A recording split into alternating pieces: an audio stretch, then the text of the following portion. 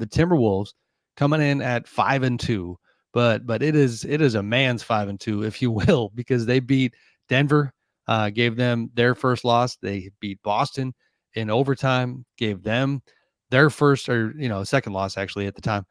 But in that Celtics game, Fred, and I wrote about this a little bit, the Anthony Edwards moments late, beyond just the circus shots that he was hitting, and the other clip that went viral and that I thought was just so reflective of who the young man is as a player, is him absolutely trying to D up Jason Tatum, hitting the floor, trying to get the ball, just pissing Tatum off. Clearly, I mean, you don't really see Jason get that fired up like he did, body language wise. He turned to Ant after that moment. The refs, it didn't become a thing, but you could tell that Tatum was not feeling Anthony's presence, and that's exactly what Anthony wanted. The dude hates to lose. The dude's incredibly competitive. Oh, by the way, Rudy Gobert is playing good basketball again.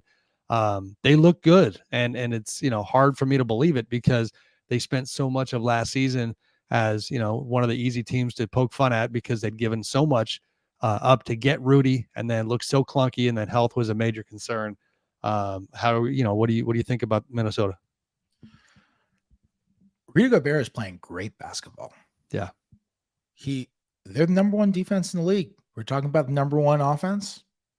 I mean, this is the number one defense right now. It does feel like this is what the Timberwolves expected, or at least what they hoped for when they made the Gobert trade, in that, okay, we're bringing in a guy.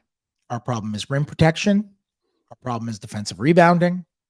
And we're going to bring in a guy who is going to shore up both those things just by his mere presence. And it didn't really happen last year. And it's happening more this year.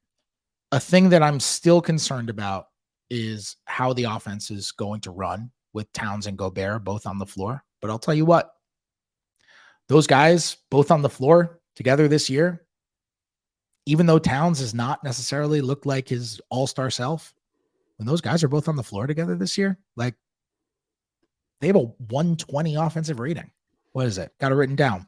121.5 offensive rating with both those guys on the floor, according to Clean and Glass. Well, really small number, Carl's but they're finding ways to score, and they couldn't last year. Right. And like you said, Carl's not playing that well. The other thing that we knew was going to be worth monitoring this season is the old alpha male discussion, because when Anthony Edwards was the best player on Team USA, then the natural assumption was, all right, he's got to go back and be the best player on the Minnesota Timberwolves as well and be treated as such. I know it's early. We're talking 7 games for this squad, but in terms of offensive shot distribution, you got Anthony at 20.7 leading the team right now, and Carl at 15.6. That to me feels like the proper gap, like the proper way to handle this offense if you're going to elevate Anthony and help him become the player he can be. Yeah, I think that's fair. He's certainly their lead player, and we've all just kind of been waiting for him to take the reins. I mean, look, right. when I was asking around this summer about what could be going on with the Towns trade market, because you hear so much noise, right? And I think they had some correspondence with some teams, but there was never really any real traction on anything, and they certainly weren't outwardly shopping him just to trade him. They didn't want to do that. I can say that with a ton of confidence. But when they make their exploratory calls that every single team makes, at the beginning of the offseason, hey, what are your objectives? What are you thinking? Who do you like on our team? Here's who we like on your team. Just so we know if we ever get, we have to talk about something, here we go. When they're making their exploratory calls, some other teams had told me that there was a change in the way that they were talking about the top guys on their roster. And that it used to be, whenever you talk to the Timberwolves the previous season, it was Anthony Edwards is untouchable. Karl-Anthony Towns is untouchable. Rudy Gobert is untouchable. And Jaden McDaniels is untouchable.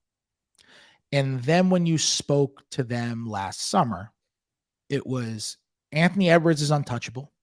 And we really, really, really, really, really don't want to trade any of those other 3 guys, but they weren't hanging up the phone.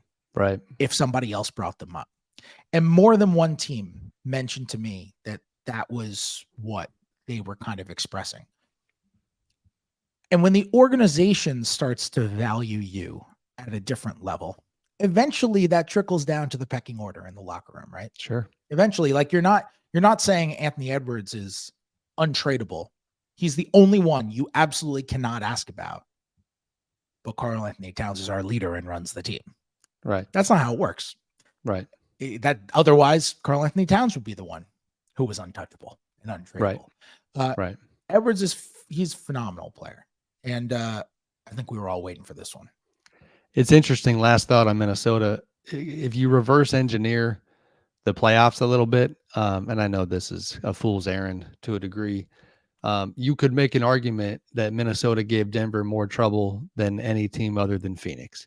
Close games, 5-game series. Miami obviously didn't last any longer than 5 games. Phoenix was 6. You've got the obvious ties with Tim Connelly having built the Nuggets core in all those years in Denver, heading their front office and then going to Minnesota and you talk about an executive who was raked over the coals for a trade. Tim Connelly had a bad year last year after the Rudy Gobert deal. New ownership out there with A-Rod in that group. It felt like they jumped too early. They went too early with this young core and went for a move that was not going to pay off. And so to see it now paying, again, it's early. We got to keep saying that, but to see it paying off the way that it is, and then to look back at that specific matchup against the champions who we didn't know were champions at the time. And kind of one of those, if you squint hard enough, could you see Minnesota giving Denver trouble? And I know, again, it's so silly to talk about this stuff so early. Misleading. They are on a 61 win pace. I don't anticipate them being a 60+ win team. So again, marginally misleading, but I think they're going to be a good team. And I am a big, massive believer in the force of life that is Anthony Edwards.